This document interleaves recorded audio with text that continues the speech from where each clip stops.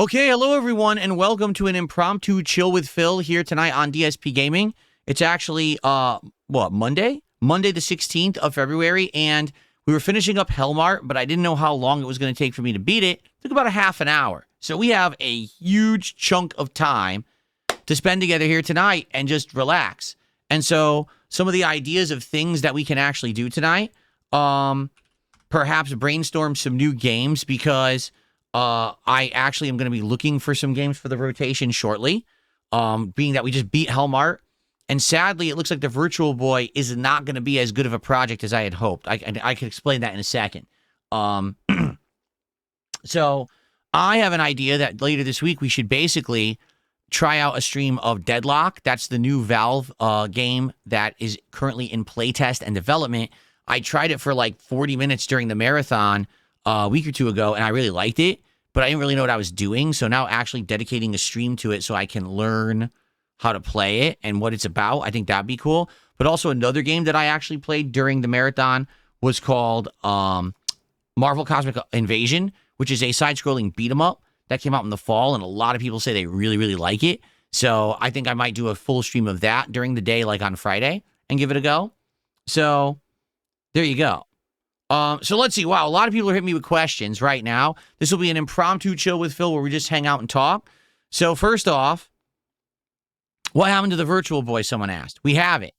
But the Virtual Boy is not anything as cracked up to be, all right? So the way that Nintendo promoted this a month and a half, 2 months ago when they announced it was that they were going to basically release all the Virtual Boy games onto the console, and you could play them all so that basically it's like posterity purposes. You can check out the Virtual Boy and it doesn't just get lost to time or whatever, right? And they were saying that if you want to experience the 3D effect, you have to get either a box with the lenses in it or buy the actual Virtual Boy replica. So I bought the replica, and it arrived this morning. I unboxed it, and come to find out, it's just a piece of plastic. It doesn't have any ports. It doesn't have any power source. Nothing. So basically, it doesn't do anything. It's just a stand in which you put your Switch 2, and then you play the library of Virtual Boy games. And you might say, well, what's wrong with that? When apparently, I haven't confirmed this yet because I don't have access to it yet. The Nintendo Online service doesn't update for me until tomorrow. But basically what people are saying is, if you try to play the Virtual Boy app, which will be new on the Switch as of tomorrow, you can't have the Virtual Boy docked at all. Excuse me. The Virtual Boy. You can't have the Switch 2 docked at all. Okay? So basically, which blows me away here, you can only play it as a handheld. Like, you can play Virtual Boy games in your hand like this, or you can play it in the box or in the replica Virtual Boy, and that's it. You can't ever capture it. You can't ever stream it. You can't ever share the gameplay with anyone else. There's no way to do so, because if you plug anything into the bottom of the Switch 2 when the Virtual Boy app is open, apparently it says error and it closes. So I can't make any content out of it, right? Like, that was the whole idea, is that I was going to buy the Virtual Boy. We were going to play all the games and have fun. I was going to put the stupid thing on my head, try to see the 3D, play with 3D, get a headache, and try a variety of games. There's 7 games coming out tomorrow, and there's supposed to be more coming out later in the year. They also advertised that it was going to have more games coming out later in the year, because I guess Virtual Boy had 24 games, but only like 14 released in the United States. It's something like that. It's 20-something, but only like 14 came out here. So for the first time, you'd be able to play the entire library of Virtual Boy games. But if you can't capture or stream it, what purpose do I have to ever use this? Like, tomorrow, what I'm going to do, I am going to try it. I'm going to put, set it up here and try to play it, and you'll see me, but all I can do is describe what the game is. Like, literally, you can't hear it and you can't see it. Isn't that amazing? I mean, Nintendo was really thinking hard there when they designed this idea, didn't they? No, they weren't. They were trying to rip you off because they knew people would say, oh, I want it, and either just get it as an impulse buy, meaning get the Nintendo Online subscription upgrade to get this app, or they would say, ooh, I want a Virtual Boy, and they would run out and buy the accessories or whatever, not knowing what the hell it was. Now, you might say, well, why didn't you research it? Because there was nothing to research. Nintendo wasn't clear on this at all, in any way, shape, or form. They didn't explain what anything was that you were buying. When I bought the Virtual Boy on the Nintendo Online Store, I read the description. Nowhere in there did it say Virtual Boy games can only be played on an undocked Switch 2. It never said that. No one even figured that out until, I guess, people across the globe who are way ahead of me time zone-wise got the app early and tried to do it, and they got the error. So Nintendo has pulled an ultimate scam. It's basically, again, it's another bait and switch situation. Ooh, look, have a way to play these old games you never played before. You know, things you've heard of all these years that you never had access to. Now you'll have it. All you need to do is either get the box or the Virtual Boy. You know, ooh, I get the app with the Nintendo Online subscription. This sounds great to me, right? And then you get it, and then, oh, well, guess what? You can't capture or stream it. Why didn't you say that up front? Because you were scamming people. You want more people to spend money, and then they can't do anything with it. Nintendo doesn't care. So they'll get away with it. No, trust me on this. They'll get away with it. Okay? No one's going to hold them to task. They won't get in trouble. They won't get sued. They'll be fine. Okay? I can't return that thing because I bought it from Nintendo Online. If I'd bought it at a retail store, I could have put it right back in the box, brought it back, and said, this is misadvertisement. I don't want it. But you can't return it to Nintendo Online. Now, here's the thing. I don't actually care about the purchase. It's not a big deal. The money, who cares? I'm going to get something out of it because I'll use it tomorrow, and then I'm going to probably have it as part of my background. I'll probably, like, next month have it, like, right here next to the screen or something like that. It will look nice. All right? It will. But that's nonsense that they're selling a product that has no actual value or use. It doesn't do anything for $100, acting like here's the thing. The Nintendo Switch dock for the Switch 2 is around $80 if you were just to buy it. So when you buy the Virtual Boy, you think, oh, it's a dock. That's why it's $100. No, it's literally a piece of plastic. It has nothing in it. It's empty. They actually manufactured fake ports on it to make it look like it's a Virtual Boy and you can plug it in, but you can't. No, it doesn't. It doesn't let you play Virtual Boy games. That's the point I'm making. It's the Switch 2 that plays the Virtual Boy games, not the Virtual Boy. You see? Anyway, so tomorrow, like I said, we'll probably hook it up. I'll play it for like a half an hour. I'll describe the games, and that's it. I'm not going to sit here for 3+ hours on a stream just talking what the game looks like. You guys don't care about that. So what I'm going to do is we're going to go to the Nintendo Online service. We're going to look at the big lineup of games there, and we're going to try to find out games that you guys want to see me play during this upcoming Retrothon that I'm going to do on March 6th. So it'll be a good use of time. We'll pick out the games. We'll debate, maybe even try a few games, right? Also, you know what we could do tomorrow? We could pick out a controller for me to get for the Retrothon because this controller does not work with Switch, and that's what I use for everything. The Joy-Cons will not be good for a Retrothon because the Joy-Cons don't have a D-pad. They only have buttons, like actual circular buttons. So it's that simple. I'm going to basically have a retro day tomorrow on the first stream. Okay? Cool. I already played 12 minutes, right? We played that years ago. I did a full playthrough of it. And I think we got alternate endings of it too, if I remember correctly. Oh, I'm not interested in Reanimal. Reanimal is from the makers of Little Nightmares, and it looks exactly the same. It's a co-op game with puzzles and horror. But I played Little Nightmares, and everyone thought it was a boring-ass game. They didn't find it scary. They didn't find the puzzles interesting to watch. I think that's the kind of game that's fun to play either by yourself or co-op with a friend, but it's not a fun game to watch. You see what I'm saying? Like, for example, Little Nightmares 2. I opted to skip that one, right? I tried to watch someone play it with my wife. We were bored to tears. We stopped watching after a little bit. We were like, this sucks. It just wasn't that fun. So I don't think I'm not interested in it. You know what I mean? Okay, I do not know. No, I've never played Valheim. Nope, never heard of Valheim.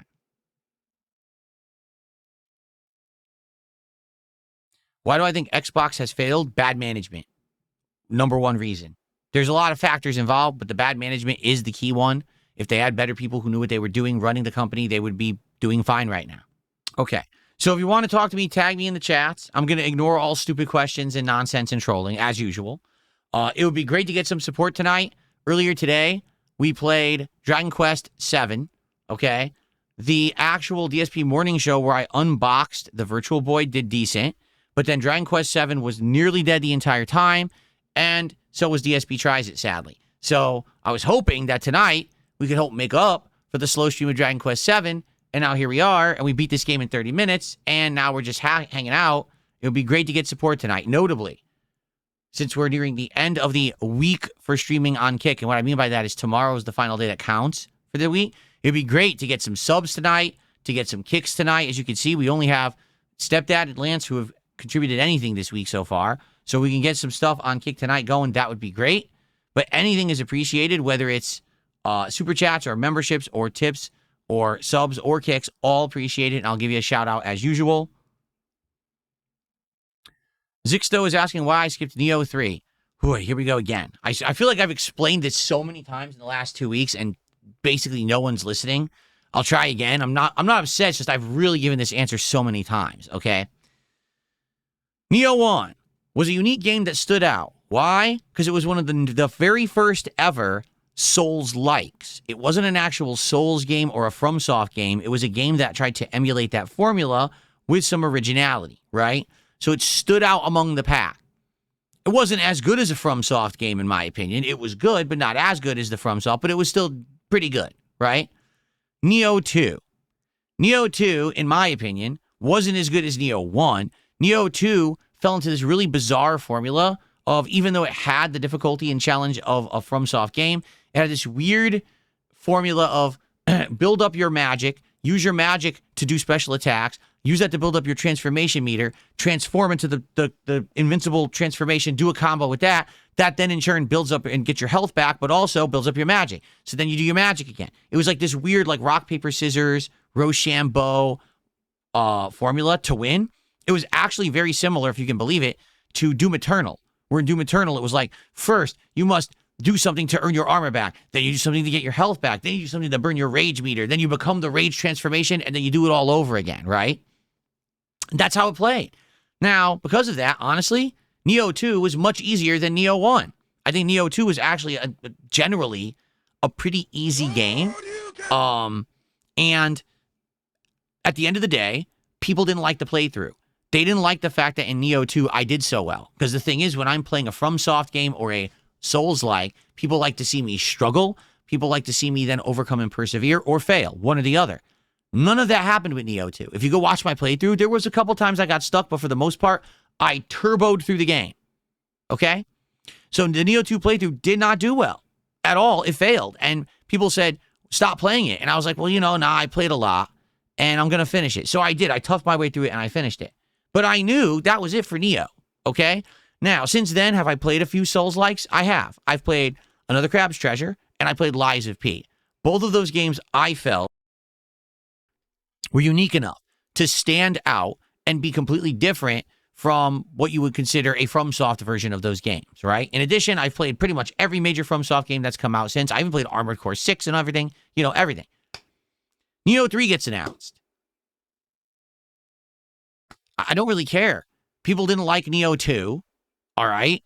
I thought Neo 2 was too easy, and I don't care the fact that, it's an open world now. It's still the same game. It's still Neo. It's just going to have some tweaks to it. Open world, big deal. It's another Souls-like. It just doesn't stand out enough for me to care, okay? I'm burnt out. To be honest with you, I'm burnt out on that formula.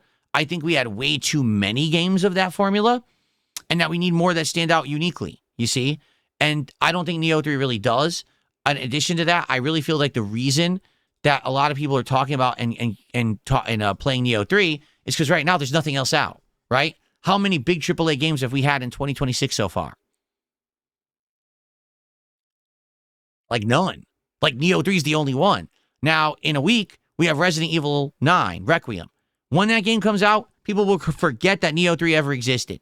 It will be as if it was erased from the planet. No one will speak of it. No, you know what I mean? This happens every single year where there's a game early on in the year. It just happens to be the first big game because nothing else is out, and people play it and rave about it, and then immediately when something else comes out that's better, they forget the game ever existed. It's like a big eraser just go and wipes it off the page.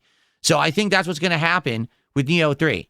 I don't want to play it because I don't want to play a Souls-like right now. I'd rather play, if I was going to play a game of that style, as I explained, what I would like to do is I would like to play either Dark Souls 2 or 3 with mods, which would then allow me to edit the game and be a completely unique experience from the original vanilla setup. Whether it's a whole new plot, whole new enemies, storyline, gameplay mechanics, whatever it is. That's what I would like to do. Okay? I told everyone I would consider doing it. But then Neo 3 comes out, and I told everyone a million times I'm not interested in Neo 3, and they just keep asking for it. Like, no, I'm not going to play a game that I know I'm not going to enjoy. You're going to tell me is boring in 2 streams. There's no point. Okay? So that's why I'm not playing Neo 3. I hope that makes sense. Okay. And for the record, Neo 3 came out, and yeah, a lot of people are playing it because there's nothing else out. I haven't heard a single thing said about Neo 3 that makes it feel like it stands out and something that I'm missing. It's not like, oh, you're missing out on one of the best games of the year. I haven't heard that at all. Okay. Shout outs. Hold on, because there was a tip, I think. Yes, and then there was 2 super chats. I don't want to miss this tip. There was a $10 tip from You're Not Funny. Here's some money toward the JRPG fund. Well, thank you, You're Not Funny. I appreciate that. I guess what he's saying is he's supporting Dragon Quest VII from earlier today. Yeah. Sadly, Dragon Quest, once again, like 3rd stream in a row, just did not do well with any kind of support at all, which sucks because I love the game and I'm going to keep playing it. Like I said, if that's the game that doesn't do well, I guess that's the one I just have to accept it won't do well. But I love it and I want to keep playing it and I will. So thank you for that support. I appreciate that, man. Okay. So, Corpus Callus did a $5 super chat. Thank you for that, Corpus. And he says, hey, game brainstorming? I loved watching you play Riven live. I want to see more puzzle games. How about Baba Is You or Return of the Obra Dinn? I have Return of the Obra Dinn. Someone donated it to me because I guess it was a big sale. And they said, would you be interested in it? It's similar to like a Riven or a Myst. And I said, sure. And they gifted it to me, but I haven't booted it. Like, we actually had it in the running during the marathon that I did a week and a half ago, but it never won enough votes to get played. So that would be one absolutely I would consider in the future. Now, Baba Is You, that I don't know about. Let's see.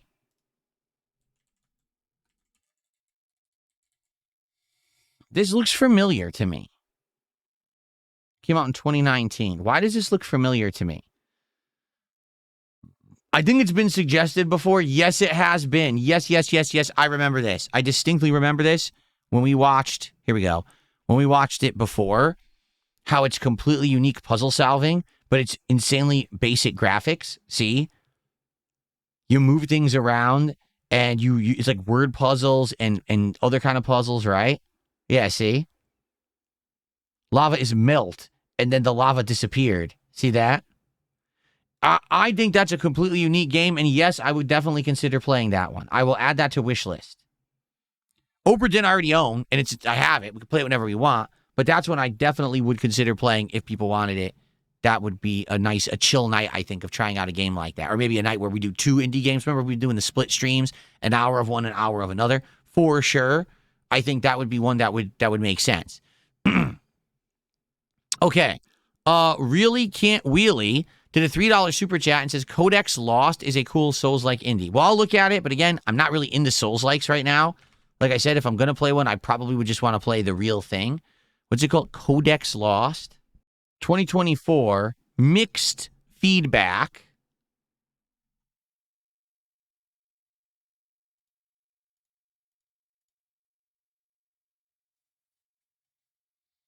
Yeah, it looks exactly like a Souls game, doesn't it?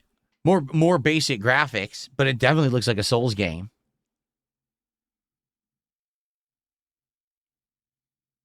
Looks like there was an expansion. No, that's the soundtrack. It came with the soundtrack, too.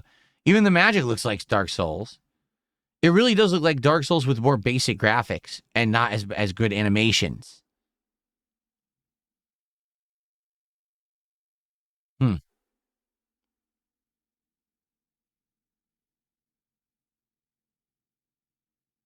Like they didn't have a good graphical engine for this thing, right? Magic only. It's a magic only, no melee attacks. That's interesting.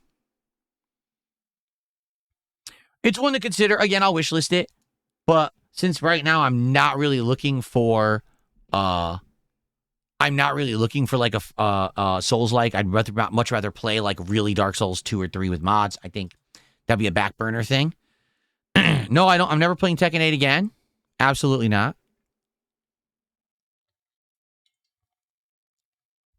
Umagari. I have multiple people now suggesting Umagari. They're saying it's a Japanese fishing game. Yeah, but we tried Dredge, an American fishing game or an English fishing game, and that didn't work. So what makes you think a Japanese fishing game is going to work? Umagari.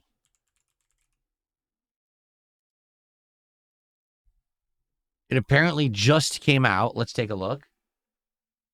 This game just... What the shit? Did you see that? This just released. Look at this.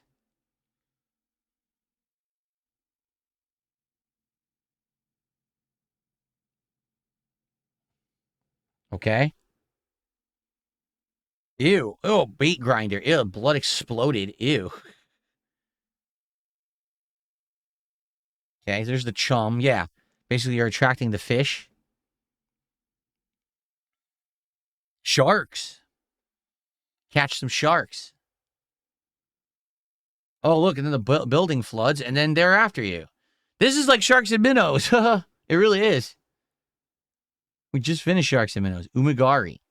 What do you guys think of that?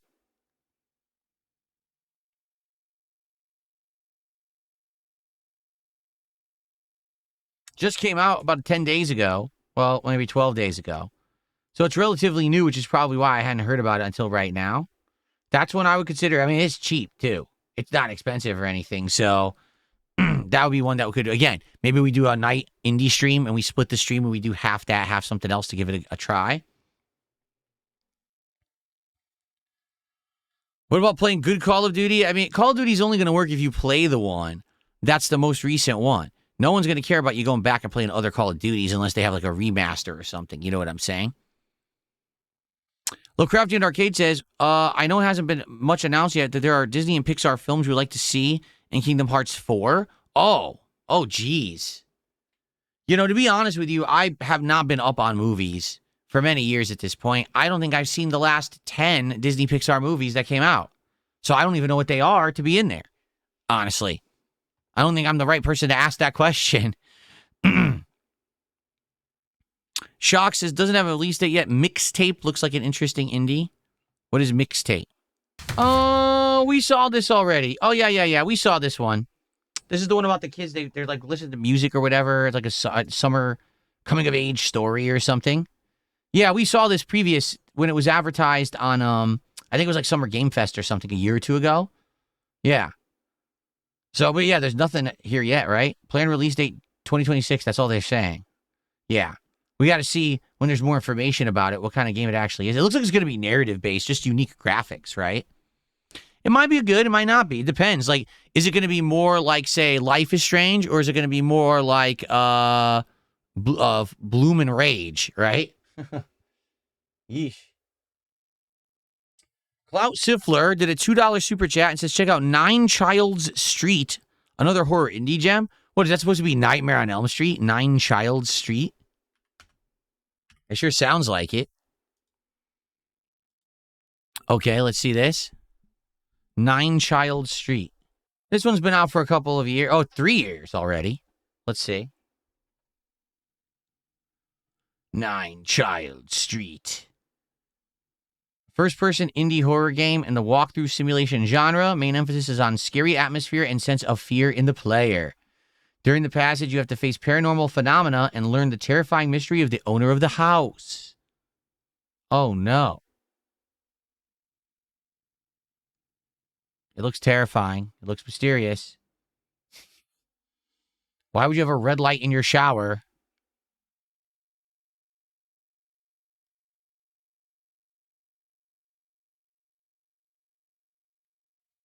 Is that it? Yeah. All right. I mean, I'll wish list it. It's cheap. Again, it's another one that maybe it would be good for like a night indie stream where we split the stream. This is good because what we're gonna do, anything I wish list now, we'll put into a new list that we could consider to be games for future indie nights. Okay, we need some new games for the rotation there for sure. No, I'm definitely not playing Mario Tennis Fever. For the record, It's too expensive for what it is. I know because I bought the last one, which I felt was a ripoff. I only played through the campaign, didn't like the campaign, didn't like the multiplayer, and wasted my time with it. And it's too difficult. Like, I'm not interested in the tennis aspect, and just not for me. Now, as for Mugenics, that's a maybe. I'm not saying no to Mugenics whatsoever, but I didn't really hear a lot of people bring it up or ask me for it. So that's why I didn't play it last week when it came out. But it's still a possibility. I'm not completely eliminating it from the realm of being played or anything like that. No, actually, it did make me money. Mario Tennis made me good money because I was raging at it and sucking at it, and people were supporting it, right? So, yeah. So you're wrong. It was just a case that I didn't like it, and I didn't want to play it any further. Total Chaos we've already looked at. And in fact, Total Chaos was in the running for a marathon, and it didn't get votes. But it was in the running.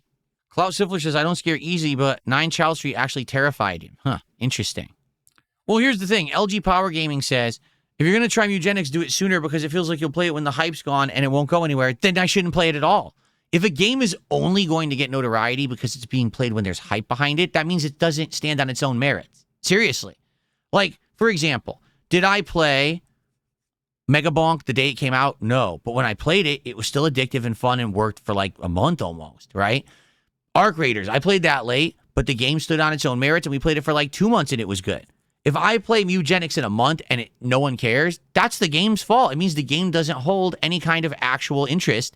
It's just a game that has hype behind it because it's new and it's weird, and then people will forget about it and sweep it under the rug after another game comes out that's better than it. So that's actually a poor reason to rush into it, in my opinion.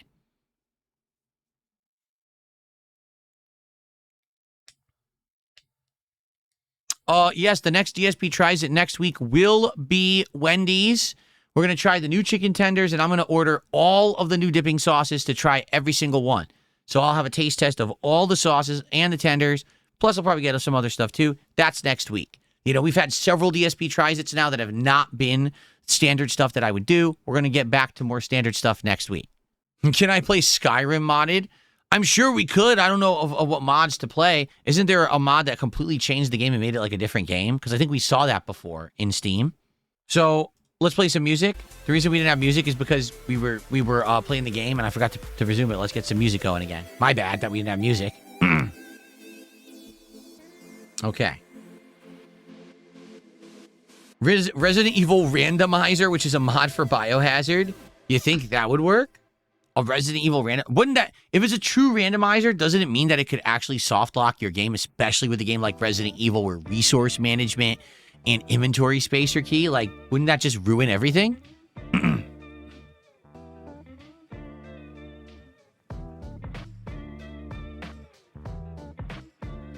I feel like it could. Okay, let's check this one out. Rich says, Another Eden Begins. I've heard about this one, and people are saying it's from people involved with Chrono Trigger. It's not out yet. Okay, hold on. Let's look.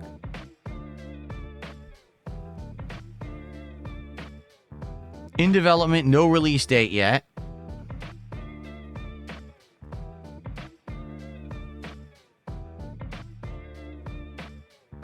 So here it is. Look at these graphics. Oh, this reminds me of a game from back in the day. What the hell was the game that had these graphics? I totally played a game that had these graphics back in the day, and it was a good game.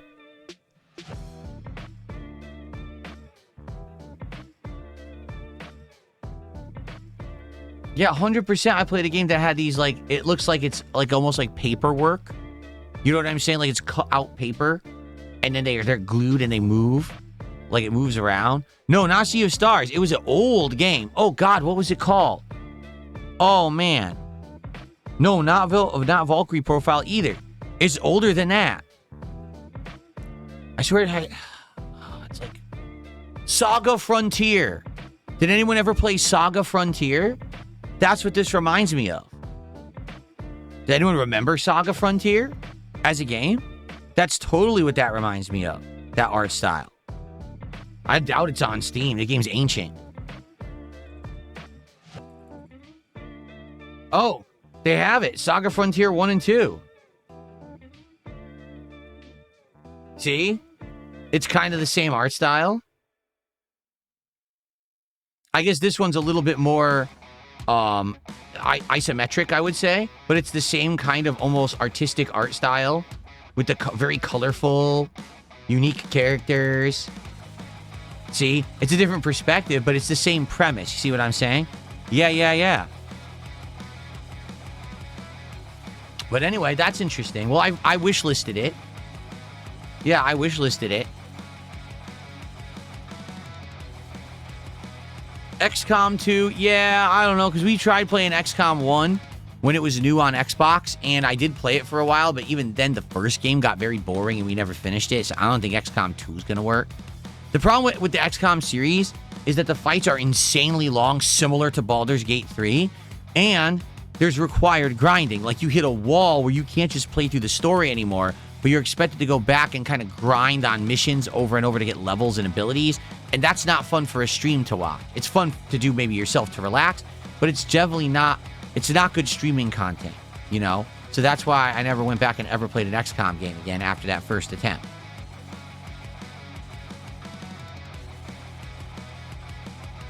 Yes, I played the Grandia series. Grandia 1 and 2, I believe I played, and they were very good games. Romancing Saga 2. I know, I've heard of Romancing Saga. I don't know what it is, though. I've never played them. Yes, oh yeah, we finished Hellmart way early. It only took like 30 minutes. That's why we're chilling and brainstorming games right now. There is no theme to the RGBs today. I just did, you know, like random pulsating blue and yellow. That's it. I didn't do anything particular.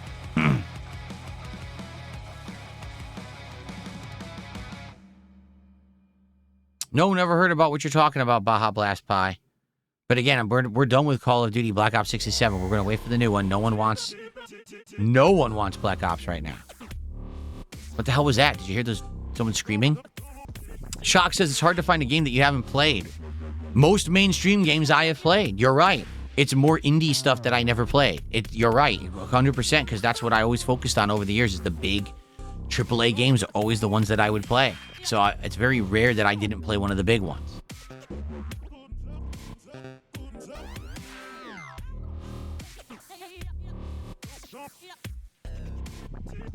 Cringe dubstep, you don't like it?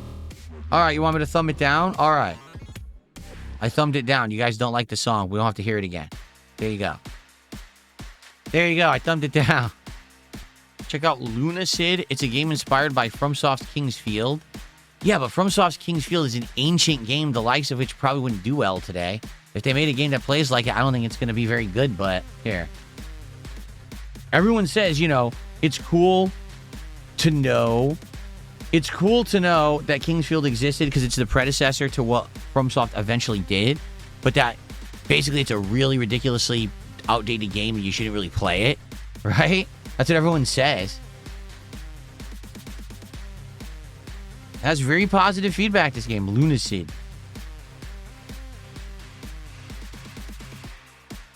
Yeah, inspired by Shadow Tower and King's Field.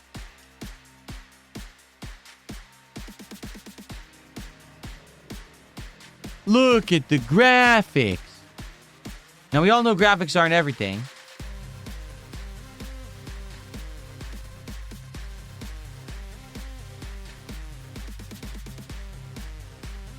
I don't know about this one. Like I said, I don't think this one's going to be very interesting. If people aren't interested in seeing me play the more deluxe first-person RPGs, like, for example, we were just playing, what was it called? Tainted Grail, right? And that's like this, but a more advanced version that just came out last year.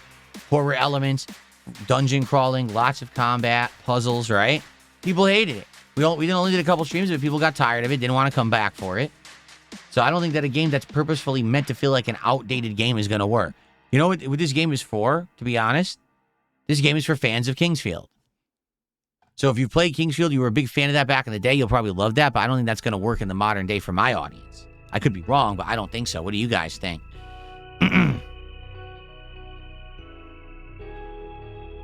No, never played a game called Before Your Eyes. Never heard of Caves of Qud. Oh my goodness. People are just nominating some of the weirdest games I never heard of. I liked Tainted Grail. Yes, I liked it. I thought it was a good game, but the audience didn't. After playing it like 2 streams, the audience got tired of it and said, don't play it again. But I was enjoying it. Mark says, I think Resident Evil Requiem is what we really need right now because I haven't played a good game since last year. For me, I've been playing lots of good games, but they're all short experiences. Like Hellmart was great, but it's only like 4.5 hours, you know? There hasn't been long, AAA polished, big budget experiences that have been worth playing for a while now. They've all been underwhelming. I would like GTA to come out this year, but no one knows if it will or not. We don't have any information, so there's no point in speculating. You just wait and see, right?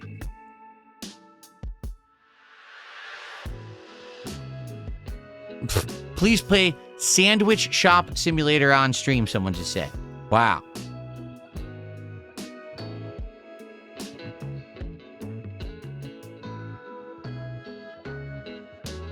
Oh my goodness. Oh boy. Got hit by a wave of yawn right there. I don't know why.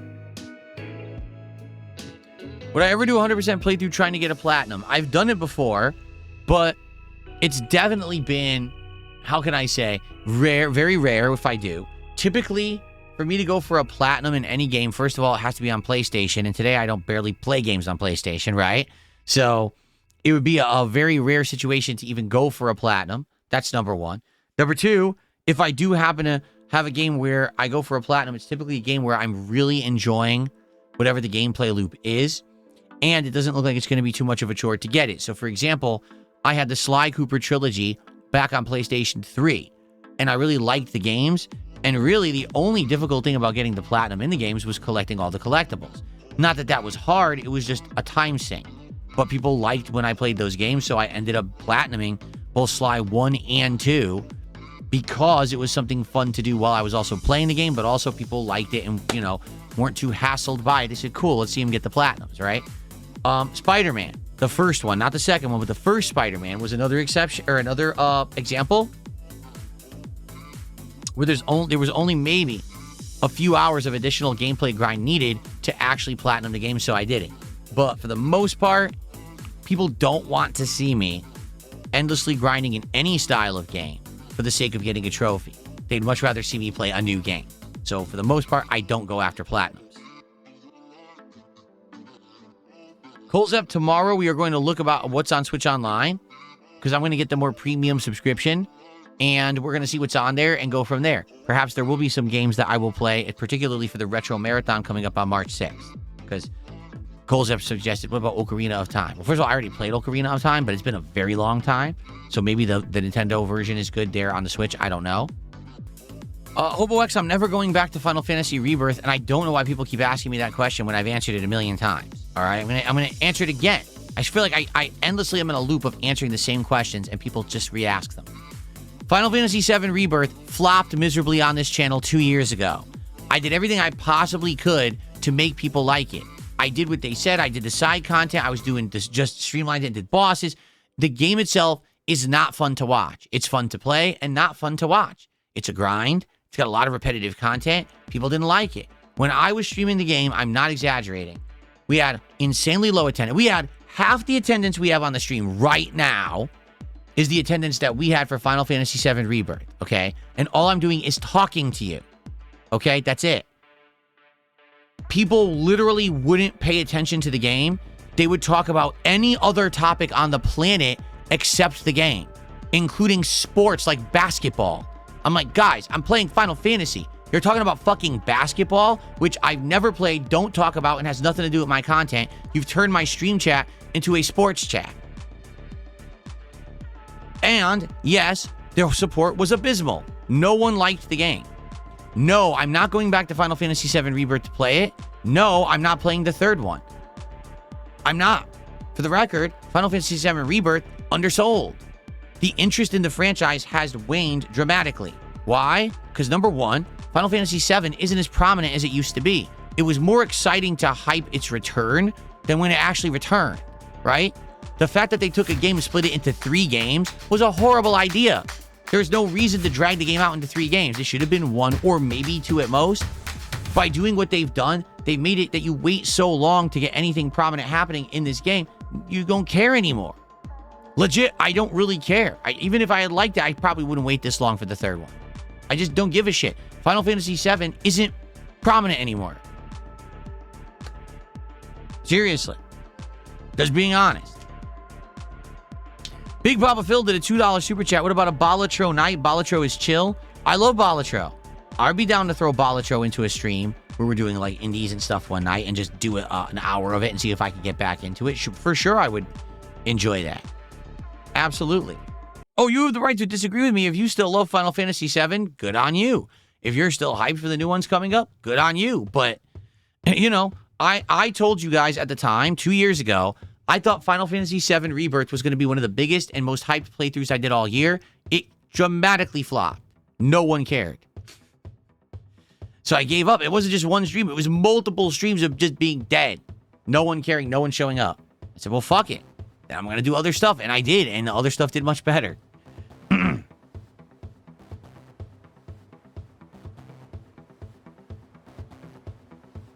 Thank you. I will look at that later. Someone says they sent me an email about a Resident Evil randomizer. I appreciate that. I know all about Terraria. Okay? I know all about Terraria. I've played it before. In fact, I think I own it. Yeah, Terraria is already in my Steam library. I bought it 100 years ago, and we played it during a marathon.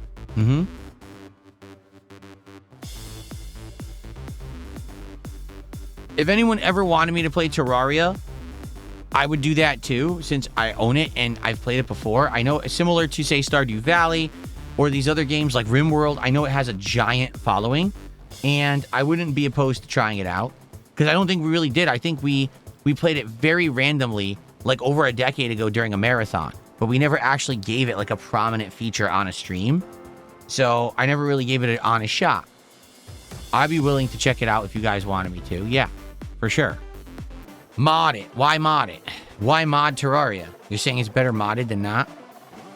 I don't know.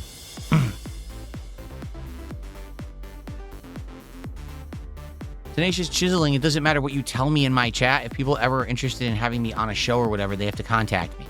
I don't care that you're telling me that in my chat randomly. There's ways to reach me, like DMing me on X or emailing me at my business email, etc. There's ways to go about contacting me about an appearance.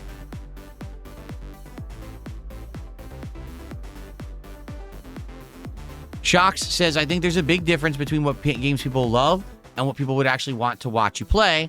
I have over 500 hours into a game called SnowRunner, but I wouldn't suggest that you ever play it on stream. There you go. Exactly right. If you're a fan of Final Fantasy VII, you'll probably love playing the Final Fantasy VII trilogy, but to watch someone just randomly play it is probably boring.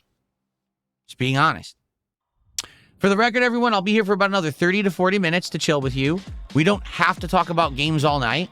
This is just a segment, and we already got a whole bunch of games added to the wish list to check out on future night chill streams. Also, I would consider Balatro or Terraria or other stuff too. These suggestions, sure, absolutely. But if you guys want to talk about other things, by all means, you know, shoot the questions my way. And yes, it sure would be great if we could get some support for the stream tonight. This really sucks because we already had a very slow stream earlier, and now tonight it looks like we got another stream with almost no support, which sucks. It's just because we finished Hellmart, you know. If you're here and having a good time, you like chilling with me, please support the stream. Notably, we got 0 support tonight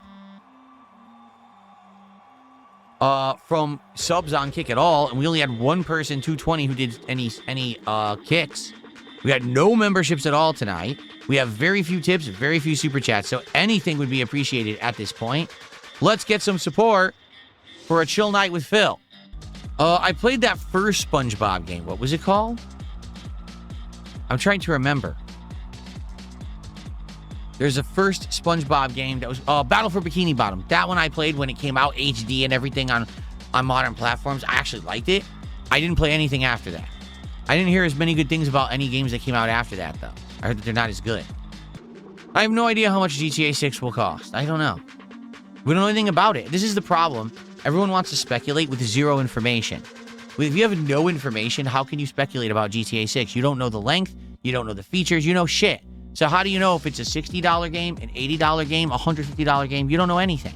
So why bother? Why waste time? Why guess? There's just something better to do with your time than sitting around guessing. Yes, I would consider emulation, notably for games that there's absolutely no way for me to actually purchase and play on, a modern platform. If emulation is needed to play a classic that perhaps I haven't played or haven't played in a long time because you just can't get it anywhere else, yes, I would consider doing that.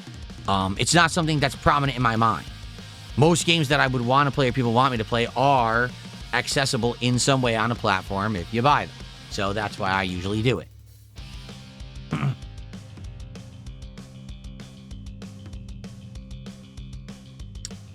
Any comment on the 312 bans today? Sure. Number one, you're 313.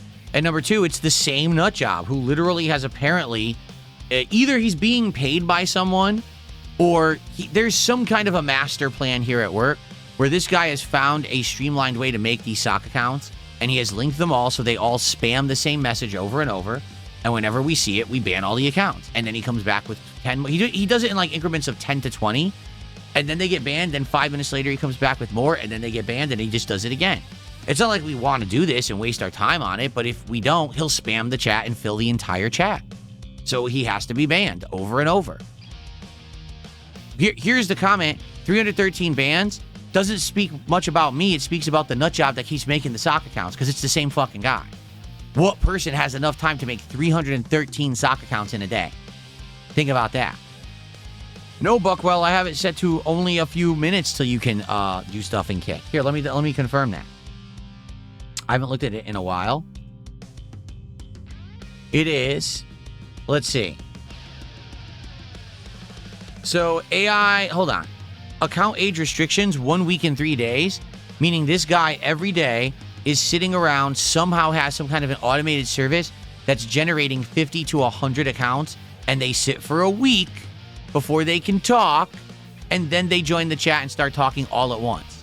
And then they all talk and say the same message all at once. They're all connected to a bot, you see? Here's one right here. Do you see him? So I get rid of that one. And then another one will say the same thing. They're all a bot network that this guy created. So here's the thing. I don't care. The number of bans on a channel mean nothing when it's all one person. You know what I mean? This is not, I decided to ban 313 individuals. This is the same guy. He spams the same message. So, it doesn't mean anything at all. There's no narrative behind it. Anyone who says there's a narrative is a fucking idiot who's trying to spin it in a way that's just not reality. It's just fucking fantasy. Mad TV, it's primarily happening on Kick. The guy does make the accounts on YouTube as well, but on YouTube, it's not nearly as many because I think it's a harder process to do it. So they do happen on YouTube, but it's way reduced compared to Kick. On Kick, it's like every day, dozens and dozens and dozens and dozens and dozens and dozens. No, I've never heard of Tactic Ogres Reborn. Don't know what the hell that is. How do I know it's not a cult of hate in a Discord server? They literally are posting the same message over and over. It's a bot network. They're just saying, okay, bot, spam this. Then that bot gets spammed, and another bot says, hey, that one got banned, and then they start spamming the same message. And you can obviously see it's all linked. It's not any conscious thought.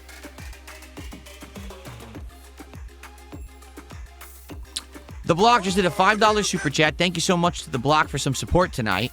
And he says, I would like to see you try Luigi's Mansion on the GameCube Nintendo Switch Online. Thank you.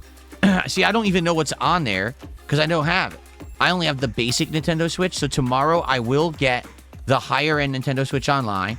I'll mess around a little bit with the Virtual Boy, but probably it's not going to be for very long. And then we're going to see what games are on there and make a potential list of games to play probably for the marathon coming up and maybe just as playthroughs in general. So we'll see what's on there and, work on that. Maybe even test a few games on there. See, my wife, a couple years ago, I gave her my original Switch, okay? I said, here, you can just have it. I'm not playing Switch anymore. And she was actually very interested in playing the old Mario Kart that was on there. She did play that one. With the expansion pass, she played all of, like, the DLC maps as well. And then she wanted to play Mario 64. Mario 64 ran like utter shit on the Switch. I couldn't believe it. I said, it's a Nintendo 64 game. How could it run like shit on the modern Nintendo console? I don't know, but it did. It actually ran insanely poorly. Massive frame rate drops, massive delay. It's just garbage. And they're charging people premium price to access the N64 catalog, and the game ran horribly. Again, another case of Nintendo under-delivering, but not held accountable for their mistakes.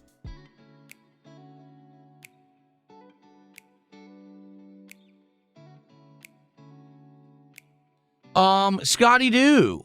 Thank you, Scotty Doo, for becoming a member tonight. I appreciate the membership. That's our only membership of the night so far.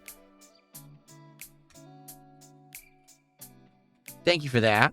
There you go. Dunsfelter just found about 20 of these accounts. Look at that. Dunsfelter just snagged 20 of the bot accounts right now. Because the thing is, us moderators, we can see when these accounts are joining.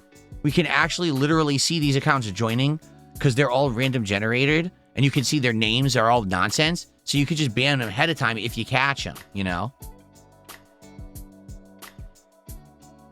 Oh, of course. This is from Spaz. Spaz just did a $2 tip. Thank you, Spaz, for the $2. And he says, your detractors applaud unhinged behavior like that spammer, but they would condemn you to hell if you ever did anything close to that. They're hypocrites. Of course, they're nuts. Again, there is no narrative of theirs that makes sense or is based in reality. Their narratives are DSP bad, so we make content on DSP to say he bad and we get view from dummy. It's a caveman's mentality. It's an armpit scratching, knock two rocks together to make a spark to start a fire to cook your dinner mentality. They're morons. They're cavemen.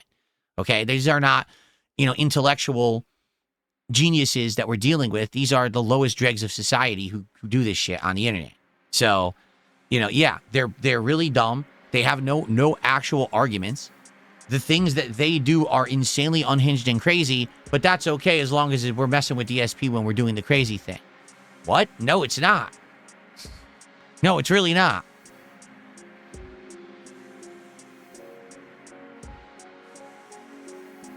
Buckwill says N64 was its own type of architecture, not similar to anything else that's out there. That's why it's so hard to emulate even with today's hardware. Well, they said that for the longest time with PlayStation 3, which is actually why with the PlayStation 3, there were so many games that were just not backwards compatible ported to like PS4. When everyone got PS4 and wanted to play, they're like, oh, we can't do that. It doesn't work on there, right? But now finally, we're getting games like Metal Gear Solid 4 finally getting ported with a new collection to modern platforms. So I can understand if that's the situation, especially because, again, it was a cartridge-based system. It had its own deal going. Yeah, I can get that. Tonto XT has become a member tonight. Thank you so much. I appreciate that, Tonto. I'm glad that you're enjoying everything on No Sleep Real Vibes as he's getting caught up on all my content. Cool. Thank you guys for the support. Please, again, if you like the content, if you like chilling with me, please support this stream. I know it's an impromptu thing. We were going to play Hellmart as long as it took to beat it. It only took 30 minutes, and we didn't have anything else planned for tonight. We do have streams planned for the rest of the week, so we will do a lot of stuff for the rest of the week, fine, but it would be great because, again, earlier today, the Dragon Quest stream was slow, and I was hoping that tonight would make up for it, and now tonight's slow. So that sucks. It sucks. Like I said, this year, the mentality is this. It's okay to have a slow stream here and there, as long as all the other streams are doing great. And to be honest, yes, some of the games are doing pretty darn good, right? RimWorld continues to excel and exceed any kind of expectations I ever had for it. Street Fighter 6, shockingly, is actually doing really, really well. I can't believe Street Fighter 6 is still, after a month of playing it, still doing well for me. I'm just like, wow. Okay. Hollow Knight was doing well, then had a slow stream yesterday, but then someone came by last night and said they wanted their contribution to be for Hollow Knight, so it kind of went back to normal. Okay.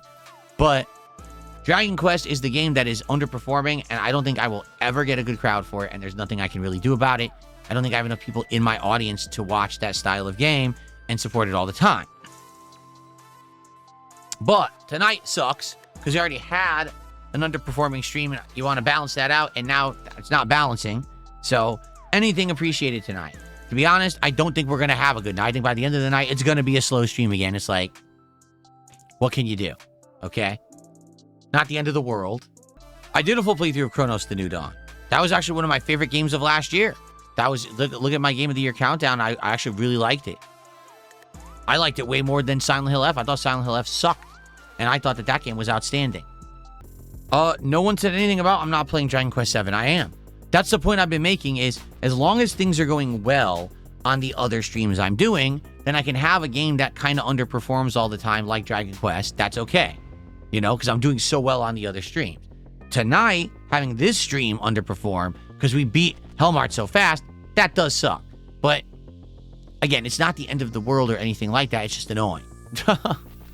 Am I hyped for the Virtual Boy games? Not anymore. Now that I can't capture or stream them, supposedly. Again, this is what I'm being told. I don't know because I haven't done it firsthand. I'll find out tomorrow. But if I can't capture or stream them, no, I'm not hyped for them at all. It's going to be a waste of time. We're going to do it for like a half an hour. I'll mess around with this device here and I'll tell you what I think, and then that's it. And then we're just going to go to Nintendo Switch Online and look at other games as potential playthroughs and to test them out and stuff, and that'll be the stream. But it looks like it's going to be a dud of a stream for the Virtual Boy because basically you can't play it, you can't capture it or stream it, which is asinine, stupid, incredibly dumb thinking from fucking Nintendo being lazy as shit. No. Free JT says, you should play it in your off time, get your money's worth. I am never playing Virtual Boy in my off time. Everyone knows the games are mediocre at best. Everyone says the best game is the Wario Land platformer, which that's one of the two that I played. I played Wario Land and I played Mario Tennis. Those are the two that I played at Blockbuster Video. And the Wario Land game was legit fun. It was good and interesting. I liked it. But even then, I played it for like 5-10 minutes. And what you do is in that game, you jump to the foreground and background with the 3D effect. It gives you a headache. Like right off the bat, a few minutes in, you're like, oh, every time you do it, you're like, my eyes. I did not play Mario Clash. I know what Mario Clash is. That's the one that's like old school Mario. Before it was Super Mario, which is Mario Brothers, and it plays like that. So,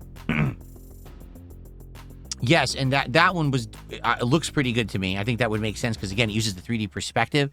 You're throwing like shells back and forth from the background to the foreground. No, why would I play Path of Exile 2 again? It's a game that I tried based on your recommendations, and it flopped miserably on the stream I tried of it. So why would I play it again? Nothing's changed. It's the same game. Did I have a Handycam camera for logs? Well, a Handycam is actually the Sony brand of camcorder that you would have. It's a portable camcorder for things like vlogs for like vacations and the like. No, I did not have a Handycam. I had, I think it was...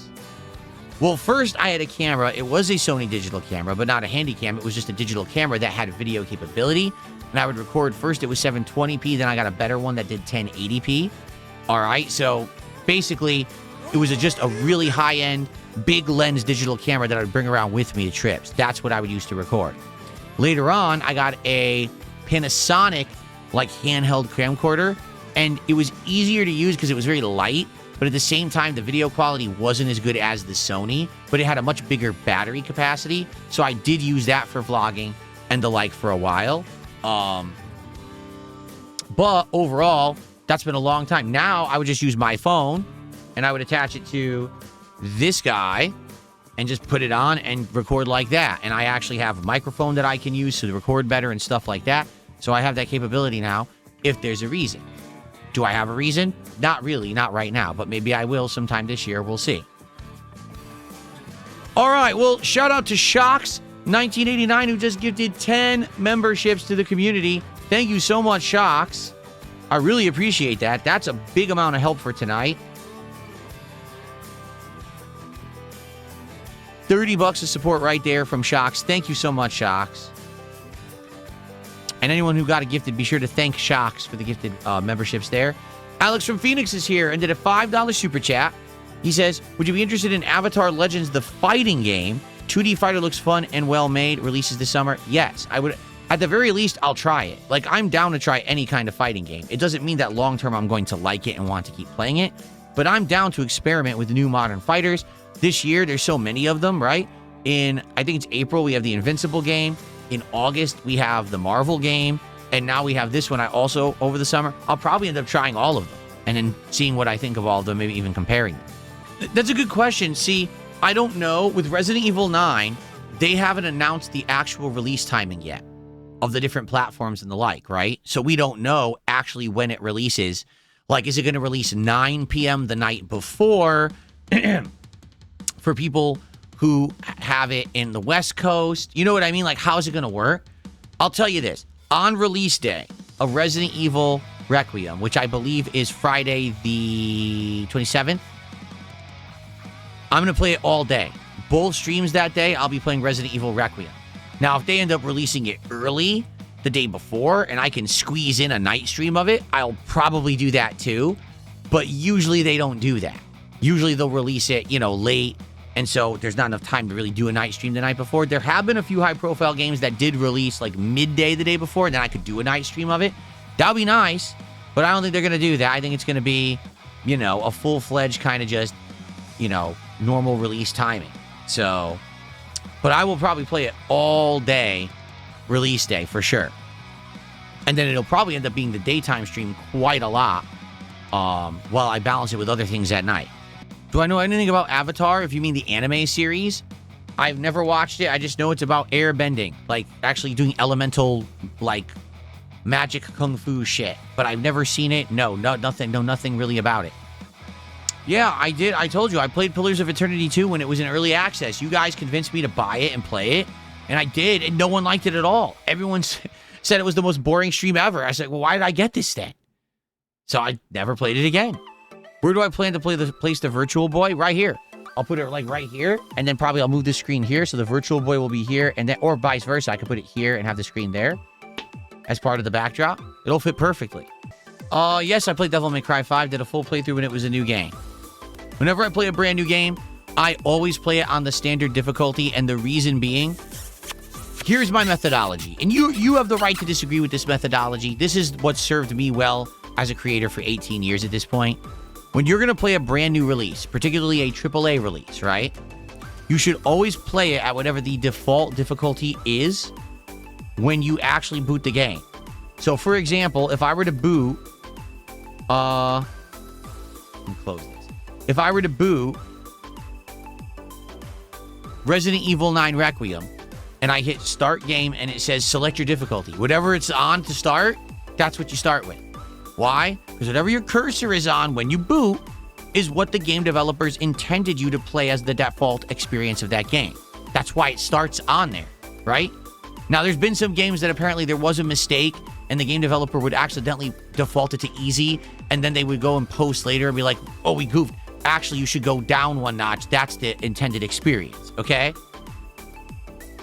But for the most part, the reason that you absolutely want to do the default as a creator is because if I play it on easy and I complain the game's too easy, well, that's my fault. I didn't get the real challenge out of the game.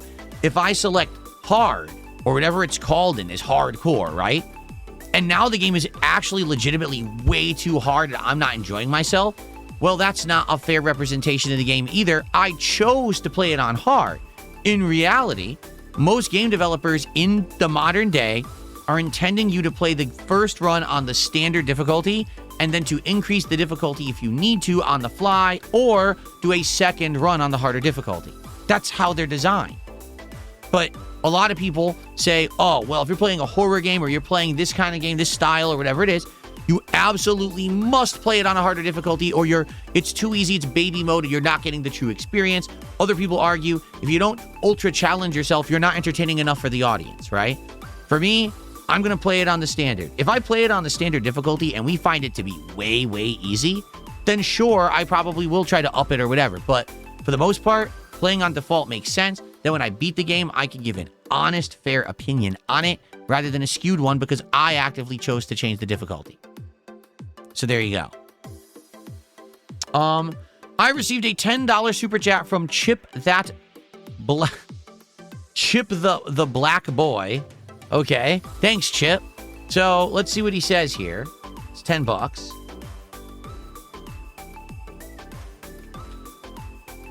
He says, I knew you were going to use that emote in Kick Chat too when I read the name. What are the 3 most infuriating decisions Nintendo made in the last 10 years? What pisses you off the most? It's not that Nintendo's decisions actively piss me off. It's that they don't have to suffer and learn like everyone else. That's what infuriates me. Like, listen, everyone makes bad decisions, right? There's no company, there's no game developer, there's no person. No one is flawless or perfect. Everyone's going to make mistakes, but the thing is, you're supposed to learn from your mistakes. You're supposed to change for the better. That way, you don't repeat the same mistakes, right? And you can improve as a company. Nintendo thinks they're different from everyone else. Many times Nintendo has come out and said, we don't feel that we're in direct competition with Sony or Microsoft or, this game. We're not. We're different, right? We stand alone. And because they have this mentality that they are different, okay, they don't try to compete. And therefore, when they innovate, they either hit it on the head, oh my God, it's out of the park, or it's completely off base. It makes no effing sense at all, right? Like, okay, the Switch, I'll give it to them. The motion control thing was a gimmick that got a ton of people who normally wouldn't play video games to play video games. So you had your grandpa, your uncle, your cousin, your aunt, right? People who never would have thought, oh, I can play bowling now, and they pick it up and start fucking around with it. Wow, it got everyone wanting a Switch. And it became a mainstream fanatical success, right? Like crazy. But because, again, there's no competition, there's no actual needing to learn from mistakes, then they make a horrible mistake like the Wii U. Who actually said, I want a game console the size of this fucking keyboard right here, right? That has a screen in the middle of it, so that if I want to play, I don't have to use my TV, and my family can use my TV, but I can sit on the couch in the same room and play the console to myself. The fuck are you talking about, right? And the funny part was, at that time frame, we already had something that did exactly the same thing. Smartphones were becoming prominent, and Nintendo didn't see that because they were so far up their own ass that they thought that what they did was going to be the innovative thing everyone would want, and they wouldn't care about this, and this destroyed the Wii U. There was literally no reason to own a Wii U whatsoever, and that's why it tanked, right? Now, did Nintendo learn? No. They didn't. They didn't learn from that mistake. Did they take in market research? Did they listen to the feedback of the gamers? Did they change for the better? No. They continued to just do whatever they wanted, hope that it worked, And that's what pisses me off.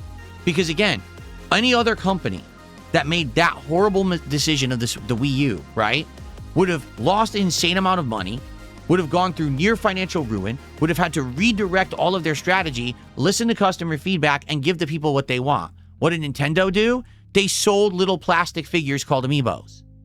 And people are so stupid, they bought them in millions. So now, even though our console failed, we're still okay because we sold little plastic figurines. So they come back the next console gen, and they make the same mistakes. They come back Switch 2, they make the same mistakes. It's ridiculous. Really, it is. It's absolutely nuts. Their consoles still have no storage space on them to this day. Why does a Switch 2 not have sufficient storage space to store like more than 5 big games? Because no one ever made Nintendo change for the better. So they keep giving you no storage space. They don't care. Why would they listen? You keep giving them your money. So that it's not that it's the one mistake. It's that when Nintendo makes a mistake, they don't change or improve. That's actually what pisses me off. It's not the mistake itself. It's all the reasons or the things that they don't change and they continuously give you over and over. Like, that's what pisses me off. Seriously. Everyone else has changed. Everyone else has evolved. Having the console war between Xbox and PlayStation helped both companies. It did. It made them both try to compete and improve, right? Games. When games compete and they try to improve, who's the better shooter? Who's the better this or that, right? Nintendo does whatever they want. That pisses me off. Buckwell, you have to stop with this nonsense. He goes, you constantly support Nintendo. You don't help the cause. When I buy a Nintendo product to tell you it sucks, that doesn't help Nintendo. What makes you think? So I spent $100 on that Virtual Boy. I unboxed it today and told you exactly what it was. Tomorrow I'm going to use it on camera. After I use it and I tell you, you can't capture from it, you can't stream from it, and the thing is awkward to use, and it still gives you eye strain, and it sucks, how does that help Nintendo? No, I'm a public figure that reviews the stuff I buy. The single purchase is not making Nintendo rich because I spent $100 on the Virtual Boy. I didn't line Miyamoto's fucking pockets with money, okay? It's the 10 million people who will buy that will line his pockets with money. And it's my job to tell you honestly if it's good or bad. So if it's bad, I'm doing my job and I'm stopping you from wasting your money. It's better for me to spend the money, someone who can afford it and it's not going to hurt me, than someone out there who dumps the money thinking it's good and now they're out $100 that they could have easily put towards something better and they're stuck with a product that sucks. If you don't understand that concept, I can't help you. You need to go get educated somewhere about how this whole system works. I'm certainly not the only creator that spends money on equipment to review it. Really, I'm not. I don't know if you knew that. People frequently buy things to review them, and that helps the general public who watch their content. Didn't know if you were aware of that. It's a very common practice. What are some things you like about Nintendo? I definitely like their level of quality. And what I mean by that is, in general, and it's not all the time, but unlike a lot of other companies, where when you buy a first-party game or one of their IPs that are synonymous with that company's name, these days you just don't know if you can trust them.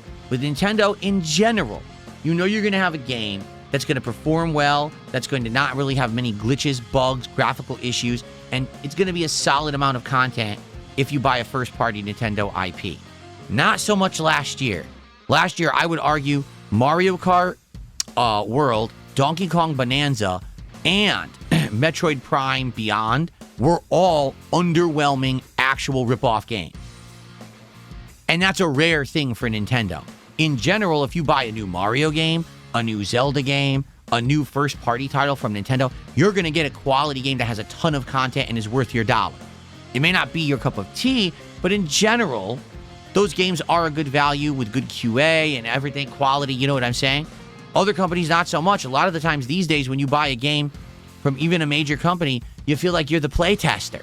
You feel like you're the one who's supposed to do all the work to make sure the game even works, and that's pathetic. It should not be the case whatsoever. You should already have earned a quality product when you bought it, okay? And in general, Nintendo, yes, that they do that, okay?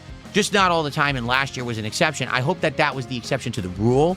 I hope that now that we're getting into year 2, year 3 of the Switch 2, we're actually going to start getting really good first-party games that stand out and are worth our time, right? This new Mario, when it comes out, better fucking be good, because we're waiting for a Mario game for a long time now, and we haven't had anything. We had a Mario drought.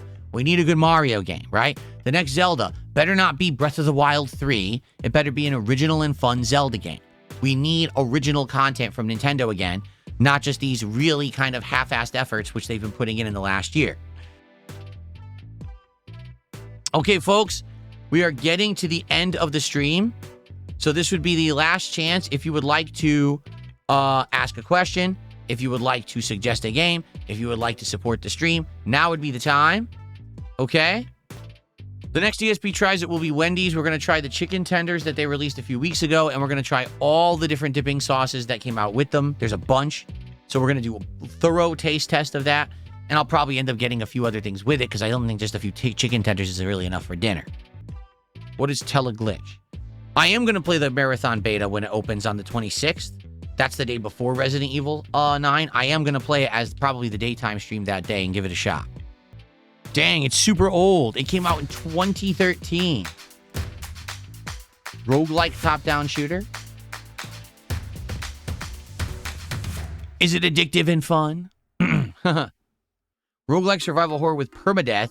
Everyone's different, rage-inducing, but an amazing game. Art style and sound design, one of the best indie top-down shooters. Add to wish list. Flatman B, how you doing? Flatman with a $2 super chat. He says, everyone have a wonderful night. Jesus bless you. Thank you so much to Flatman for that. I appreciate that. Buckwell, I think we have all the dipping sauces. Let me check. I think that we got all the same new dipping sauces as everybody else. Wendy's signature sauce, scorching hot, sweet chili, creamy ranch, honey barbecue, and honey mustard. That's what we got. That's it. So if you said there was a mango habanero, no, we didn't get that one. Nope. Sucks. We don't have it. Nope, we don't have it. We didn't get it. We get the shit. We get the crap, man. We get the short end of the stick in the United States. We get the worst shit. What is mortal sin, Broden? What's my favorite dipping sauce? Depends. Like for chicken strips, typically I either like a honey mustard or a sweet and sour. Any chicken, like chicken nuggets, chicken strips, is either honey mustard or sweet and sour. I will use barbecue, but I don't love it. I will use ranch, but I don't love it. I would say those two are my favorites. But sauces, you know, it depends on what you're eating with.